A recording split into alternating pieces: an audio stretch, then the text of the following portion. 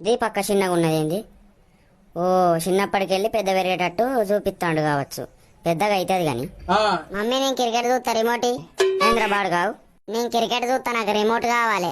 అబ్బో నిన్న మొన్ననే దీపక్క సీరియల్ చాలా అయిందిరా అంటే మళ్ళీ రిమోట్ అడుగుతాడు. ఓ రిమోట్ కావాలట, నేను ఇయ్యపో.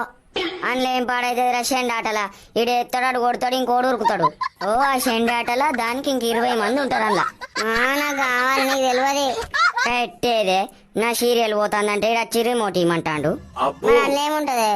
అట్లా జరిసేపు చూద్దామని చూస్తాన బాడుకా. ఓ ఇడికెళ్ళి నేను క్రికెట్ చూస్తా. అరే నాకు కోపం రానియకరయ్యావ, నిమ్మలంగా జరిసేపు కూర్చొని సీరియల్ కూడా చూడనియవేంద్రా. నేను క్రికెట్ ఎప్పుడు చూడాలి? అందులో ఏం పాడైతుంది షెండ్ ఆటలా, చూడకు ఏమైతుంది. బాగా మోపైనవేంద్రా షెండ్ ఆటకు. నేను క్రికెట్ చూస్తాకంతే. నేను క్రికెట్ గంగల ఓను నేను ఇయ్యపో.